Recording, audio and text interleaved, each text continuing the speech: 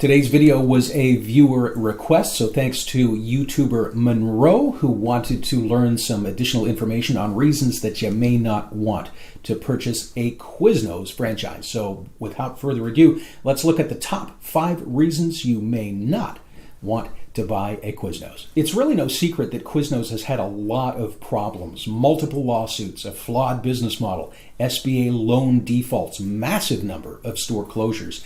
And with so many other franchise options available, it's strange that people still ask about QUIZNOS. But we get a ton of calls.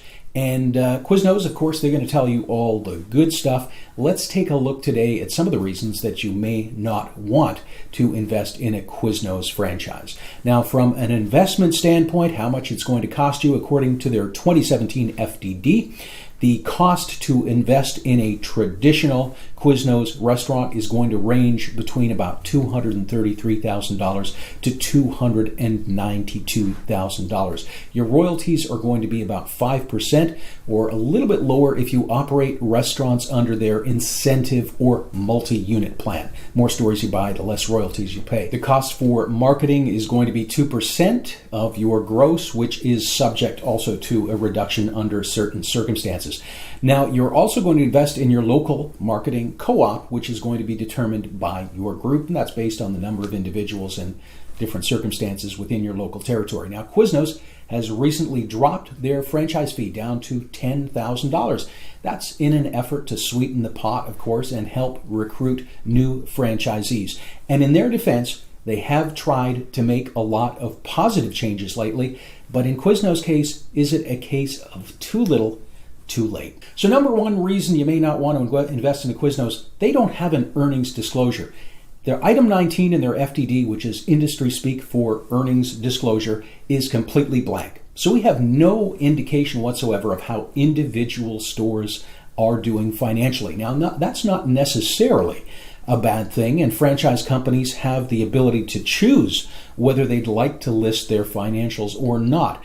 But it is a bit of a red flag when we do not see these financials. And to be honest, if a company has very strong financials, they are proud to list them in one form or another on the FDD. Now, in the absence of an FDD, another way to determine what those earnings are and to find an approximation of what you might also earn is to speak with existing owners. Now, all those owners are going to be listed in the QUIZNOS FDD. You can call around people nearby you or in similar demographics and ask them. Not everyone's going to tell you, but some will share what their earnings were and how long it took them to ramp up. That will help you out. Number 2 is lawsuits. Wow. Page 8 through 37 in QUIZNOS FDD. All these pages, nothing but lawsuits. Breach of contract, fraud, misrepresentation, fraudulent inducement, 90 actions in total are listed in the FDD. QUIZNOS has more lawsuits than most, if not all, of the much larger franchises. Many of these lawsuits are alluding to the fact that QUIZNOS had thousands of stores that were failing and did not reveal this fact to buyers. But buyers, and we see this all the time, every week, every day, thought because people were buying QUIZNOS and they were going up all over the place, their growth was so fast, it must be a fantastic investment. Now, that sheep mentality can cost you hundreds of thousands of dollars. So make sure that you do research far beyond just seeing that there's a ton of stores going up all over the place. That means absolutely nothing.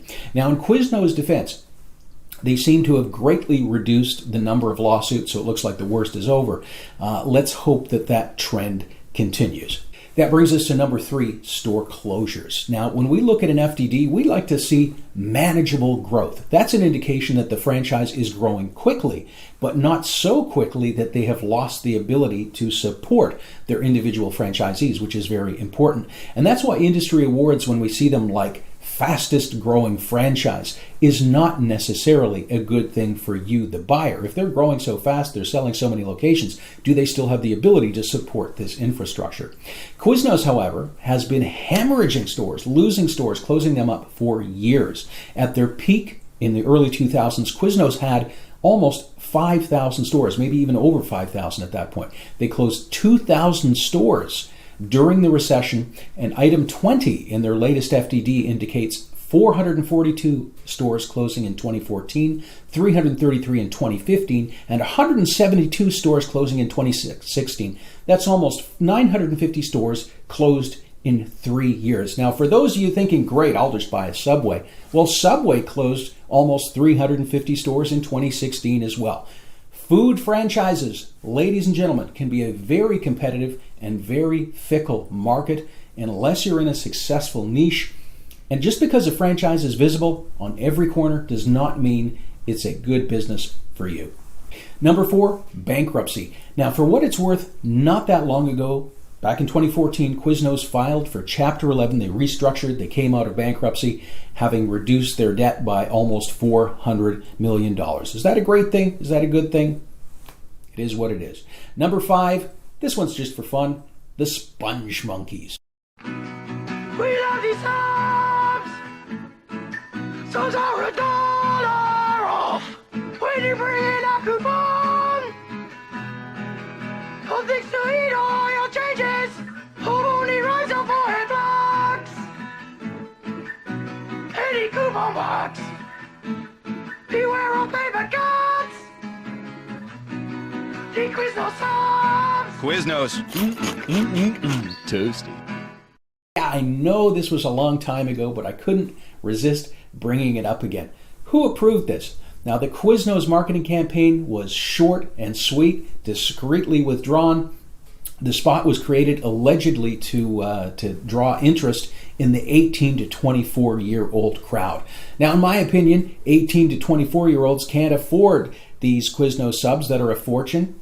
In my opinion, all they did was annoy a group of already annoyed franchise owners. In fact, some franchisees apparently put signs on their doors saying they had nothing to do with these commercials. Now, QUIZNOS does seem to be making positive inroads in other countries like Mexico, Europe, and the Middle East.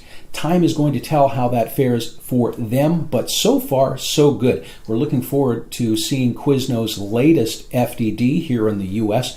just to determine, are they on track, are they improving, and has this hemorrhaging of stores been stopped? So is QUIZNOS a good franchise to buy? Have they improved their business model and learned from their past mistakes? That's a decision that you're going to have to make. But before you do, always be sure to compare at least a few other franchises and see which one is the best for you. And don't be afraid to look at franchises outside of the food sector. There's a ton of them.